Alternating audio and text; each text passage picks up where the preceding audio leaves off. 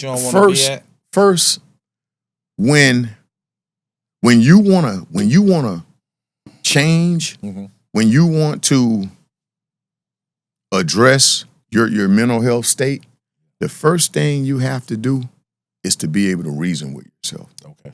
And one of my favorite sayings is the hardest person to reason with is yourself. That's what makes it tricky.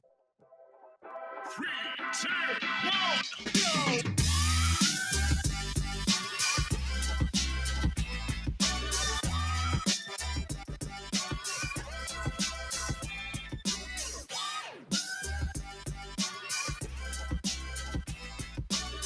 Bingo! That's right, Felons Ain't Failures Podcast. We are back in the building. This your boy, Coach Chuck, the podcast pastor, and I got my dog in the studio today, James Swain in the building. Y'all welcome my dog as he come in here today.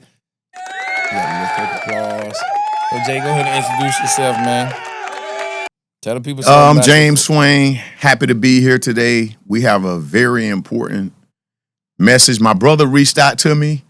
He asked, hey, set a topic, set a date, come see me, and I have the perfect topic for us. Tell them what it is today, yeah.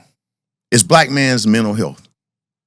May was Mental Health Month. Last month was, June was Men's Mental Health. So we're going to make this month, July, Black men's mental health.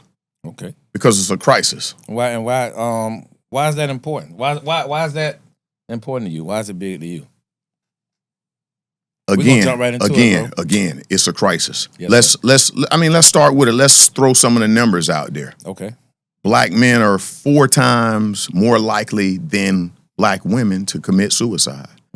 There's a lot of brothers out here that suffer anxiety, that suffer depression. When you look at some of the leading causes of death among Black men, homicide and suicide are near the top. With young Black males, homicide's in the top 2. Yes, sir. Overall, with Black men, homicide and suicide are in the top 4. So again, I said it's a crisis, and it is.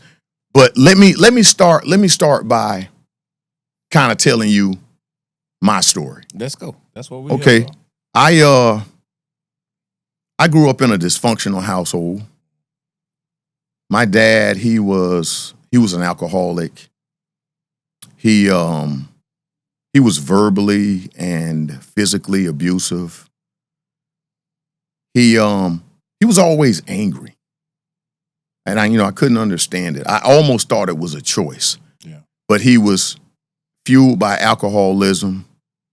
If he was under the influence, he had a lot to say. If he was sober, he was completely emotionally detached.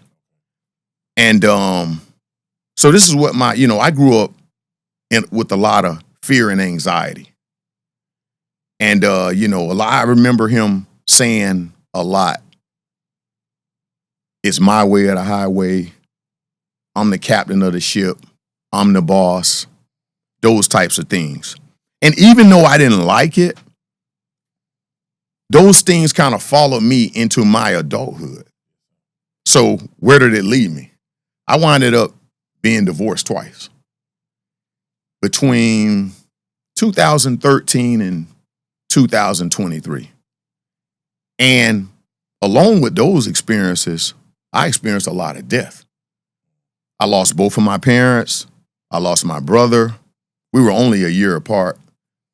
I lost 2 nieces, 2 nephews. So all of these are trauma experiences. So around that time, my life, I started to fall apart emotionally. Like I could no longer hide it, and I needed help. So during my second marriage, we went to marriage counseling. This was around 2022. Now, when you go to marriage counseling, you're going to find out the counseling is going to pretty much make or break the marriage. Gotcha. it pretty much broke my marriage. So we decided then that we were going to divorce, but I stayed because for me it was deeper. So I started getting the one-on-one counseling, and because I needed to address my mental health. Yeah. So that's my motive, and that's why I'm here today. Man, bro, you just unpacked all that. You know we finna dig into this. Because listen, I you know what I'm saying, we've been working together for a while. Yes, sir. I didn't even know you had been married twice until I read your bio and the profile that you sent back in. But I wanna talk about this because you talked about your father, and you talked about how that affected you and it followed you into your adulthood. And I just told you off camera, you know, that you're a man's man. You know what I'm saying? That I know James Swain is a man, and you stand 10 toes down on that. And a lot of times you seem very serious, like no nonsense. Do you think that's a result of some of the early childhood trauma? Because I know you said, and we'll talk about some of that one-on-one, but I'm just telling you, from one man to another, you know what I'm saying? A lot of times you are very serious and you have that demeanor like, I ain't with all that. You know what I'm saying? Is that just Swain? And let's think about it. Is that something coming from some deep-rooted trauma from what you experienced that you briefly spoke about in your story? That seriousness, You started the show with bingo. And the observation that you made is right on point. Okay. And again, I'm a work in process. I'm not saying that I'm completely healed. Mm-hmm.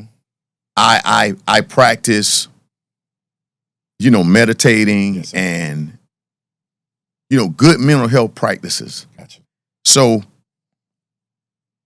but in my household, I remember being a young man, and I had resentment towards my father. And people would say, "You're just like your dad." And I knew it was negative, but I couldn't see it at that time. Mm-hmm. And I certainly didn't agree with it. But I got to a point in my life where I was finally able to say, "Wow, you are like your dad." This was before I started my mental health journey. And I got to a point where I needed to address it. Sir. And you did that. That's when you say after the marriage counseling, you got into some one-on-one counseling. During that, because I did it too, and I could share some stuff too. But during your one-on-one counseling, was there anything uncovered?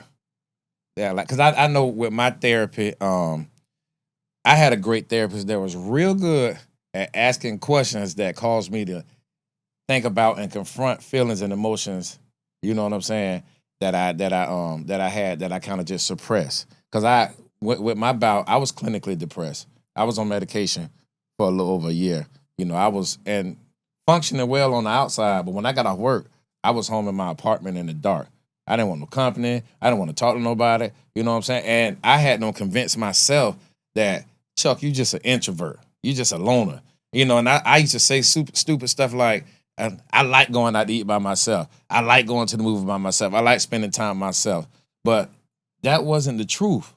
I was clinically depressed, and I didn't want to be around anybody because if I was around somebody, it caused me to be fake because I had to function. You know what I'm saying? If they were happy, I had to, and I didn't feel like that, but I had to act like I was having a good time and stuff like that. So I started being by myself so that I wouldn't be exposed. You know what I'm saying? Like I was hiding. You know what I'm saying? I'm trying to get it out, but I was hiding who I was. And so therapy allowed me to see some things about myself. In your one-on-one therapy, what's one thing you learned about you that maybe you may not have known or that you knew and it became amplified in your therapy?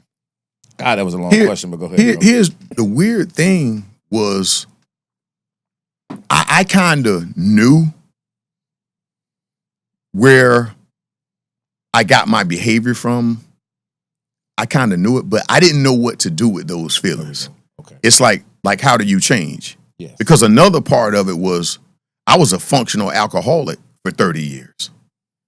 And I remember I was 20 years in and I was able to say to myself, you're an alcoholic. But then I didn't know what to do with it. It's like, okay, what now? Okay, you're an alcoholic. You surround yourself with friends that do the same thing, that you frequent certain places. You know, I didn't want to change. Mm-hmm. So it was an addiction. I didn't know how to change. But for me, because I had two great wives, I didn't want a divorce. Mm-hmm. And the sting of it bothered me so much that I just had to dig deep and say, hey, I gotta change.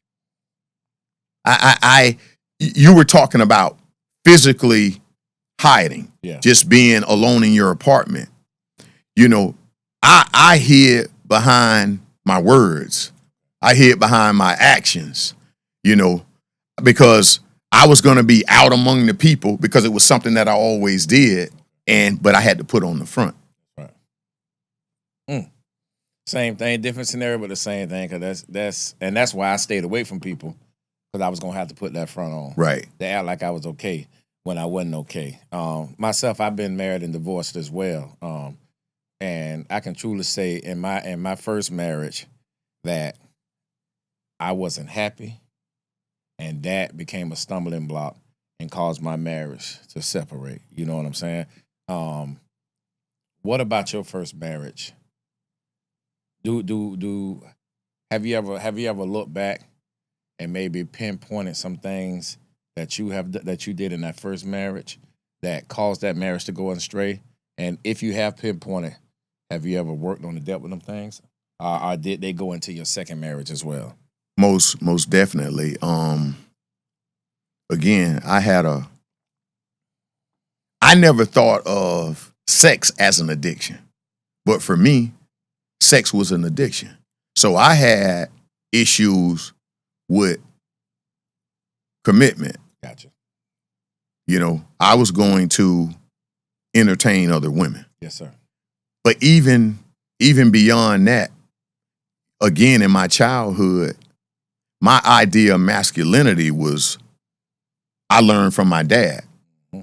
He was the boss. Yeah. What he says goes. If you don't like it, hit the door. My way or the highway. Yes, sir. And so in the first marriage, I realized that, you know, I took this into my first marriage. Well, who's going to put up with that when you're emotionally detached? I was emotionally detached. Mm-hmm. So if my woman would express her feelings, I would deny it. Yeah. So eventually we winded up divorcing, but there was no change in me. There was no change in my behavior. So the same ideas that I had about male or black man's masculinity was the same. That went into the second marriage.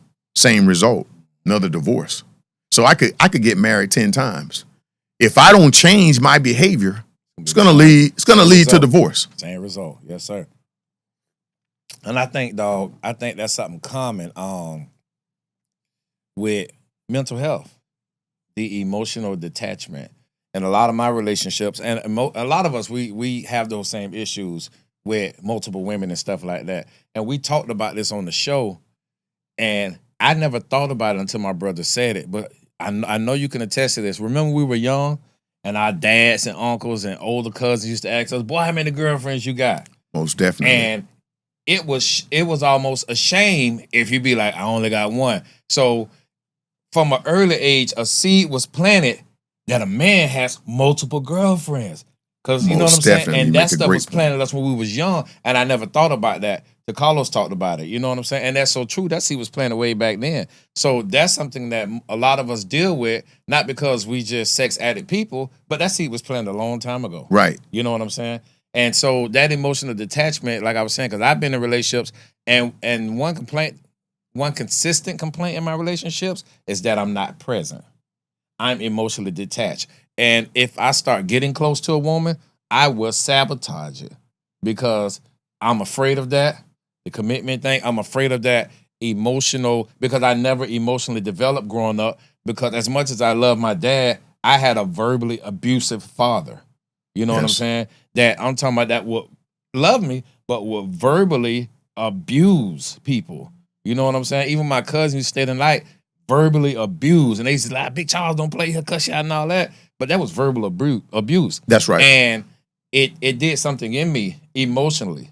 You know what I'm Right. saying? So, and say all that, excuse me, I said all that to say that I think that's a big thing that Black men who struggle with mental health is when we have those traumas from those strong Black fathers, Yes. you know what I'm saying, who had mental health issues, but that wasn't a thing to talk about back then. Yes. And it spilled into us, is that we are emotionally detached in relationships, you know what I'm saying? Yes. And that affects our relationship with our women. So when I went through therapy, and I just want to share this because this helped me, that was an area that I had to deal with in therapy.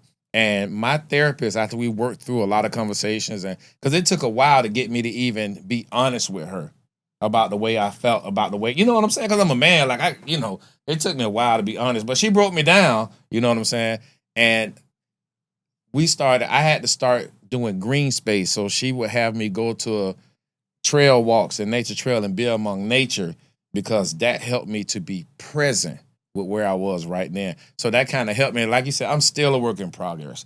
Right. You know what I'm saying? When I did, Right. and joking, I meet women, and, when I get into a relationship, one thing I say, you got to help me with this relationship thing. I make it sound like a joke, but that's the truth, bro. You know what I'm saying? Because I never emotionally developed because That's right. of a lot of verbal abuse, and then with the mental health issue. That's right. That I went And with. and even beyond just the relationships with women, Mhm. what about our relationships with each other? What about our relationships in the workplace? What about well, you kind of touched on kids Yeah. and how we, we'll tell the kid, you're my little man. Boys don't cry. Yeah. Be a big boy. Mm-hmm. Those things have lasting effects Yeah. on kids. But again, what we were earlier when we mentioned conflict resolution. Yeah. We got brothers out here killing brothers, and because we don't know how to deal with each other, when if I step on your foot, you're not supposed to punch me. Mm-mm. I'm supposed to say excuse me, and you're supposed to say, okay, brother, that's okay. If we get in a fist fight one-on-one and you get the best of me, I'm not supposed to then shoot get my you gun. next time. Yeah. But this happens. And the results are, you see the results in the homicide, Yes, sir. the homicide rates. So it affects us in every area of our life. Let me tell a quick story. We started in childhood. Now, we never even mentioned poverty. Poverty is a mental health crisis. Yes, sir. 1 in 4 kids live in poverty. So typically you get a kid, he's poor. Let's say he comes from a single family headed by a woman.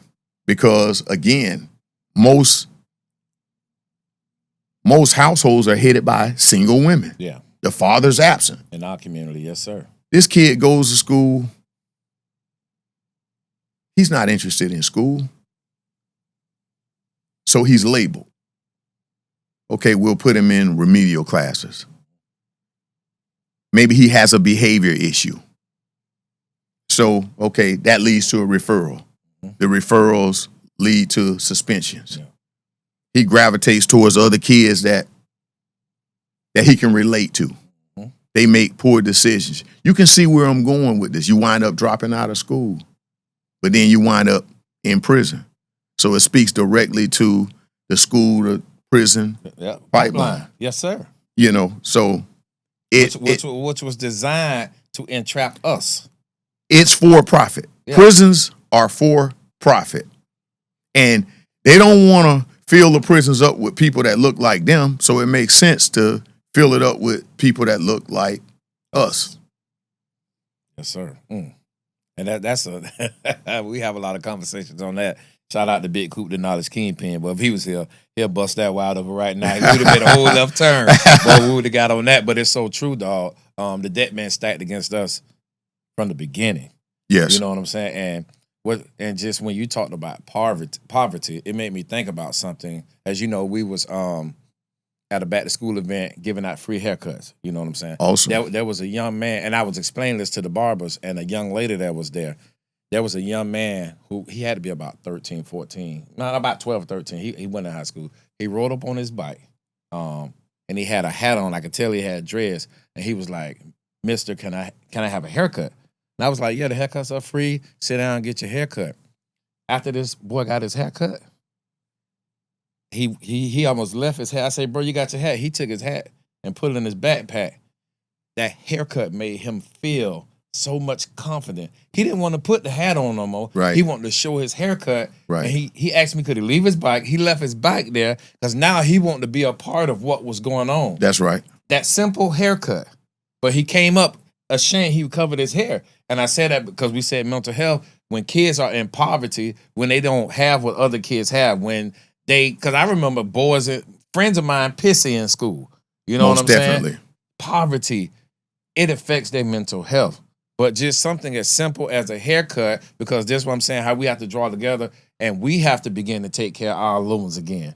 You know Right. what I'm saying? We got to get back and get these boys on track and help with this mental health in the young ones. You know what I'm saying? Because now that boy, he was productive today. When Awesome. he came out there with his head down. And if he wouldn't have got no haircut, he would have. He wanted to participate in the hula hoop contest. I like hula hoop now. I see that them little girls gonna beat you now. That's but right. He was he felt that much better. You know what I'm saying? And he felt like I'm a part of what's going on here. You know what I'm That's saying? So right. that poverty as well. So that mean as black men, as black fathers, whether we with the woman or not, it's bigger than us. Because at one point I was paying child support and I thought I was doing my thing. It's bigger than That's us right. just paying child support. You know what I'm saying? We have to guard our sons and our daughters against these mental health issues. That's right. You know what I'm saying? So I Great point. like that you brought that poverty up. And so as a call to action as men, like we've got to do more. You know what I'm saying? Great point. And forget how don't forget the relationship between me and mama. But that boy daddy should have been with him. I don't know I don't know the situation, but I'm saying Right. as a father, like your son that boy like he ain't had a haircut in 6 months. And those stories are so common. Yeah, It's so commonplace. Yeah, but we got to talk about it. You know what I'm Yes. saying? We got to call each other out on it. That's right. You know what I'm saying? Like, whoever messing with his mama. Right. You know what I'm saying? That boy ain't had a haircut in 6 months. That's right. You know what I'm saying? So, that poverty, man, it's a big thing. Let's talk about triggers, dog. Because triggers are important. I think it's important. We have to learn enough about ourselves, and I'm bringing this up because everything is coming from something you said. You talked about meditation, and that meditation is becoming one with yourself, which enables you to become one with God, which enables you to see. You know what I'm saying? Who Yes. you really are. Yes. So meditation, prayer, all that, it is very important. But triggers, you know what I'm saying? Do you recognize any triggers about you? That you know what I'm saying, that like a trigger is more than something that piss you off. A trigger is something that can take you back to a place that you vowed to never return to again. You know what I'm saying? That's right. Have you gotten to the point? Because it takes a while. Sometimes it takes a while to understand your triggers. You know what I'm saying? Have you been able to learn some of your triggers? What take you back somewhere that you don't want to be at?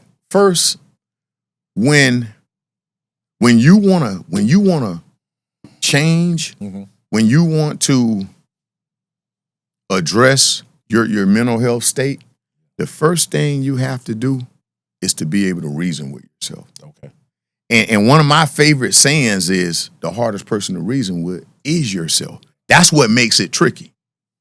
So for me, I felt like I was running into a wall, like with the things that I had going on in my life, and I got to a point where I got to change. This doesn't work for me anymore. Mm-hmm. I'm setting myself back, you know. So It's the recognition. When you come into the recognition, it's a game changer. Gotcha. And you'll naturally understand triggers because a lot of times your beliefs and your lifestyle kind of lines up. But when you start to change your mindset, when you start to address your mental health state, you tend to not go frequent the places you used to frequent. Yeah. Even some of your closest friends. Doesn't mean that you don't love them. Yeah. But when I went on my mental health journey, there was actually guys that I had been friends with for 20, 25, 30 years that I realized, you know what? He was only your drinking buddy. You know what? Your friendship with him was superficial. Through the bottle. And I still love him, Yeah. but those friendships don't work for me anymore. Gotcha. So I became unavailable. I started doing different things. So this journey, this recognition will take you away from things that trigger you. Wow, I got a thing over my desk that says that new life you want. How to say it? But it says that in order to get the new life you want, the old life has to completely die. Most definitely. You know what I'm saying? And I think we have to come to that point where, like you say, if you want something different, you got to do something completely different. Yes. You know what I'm saying? And that's how you deal with those triggers. Before we get out of here, what do you think? What do you hope people take from your story? Oh man.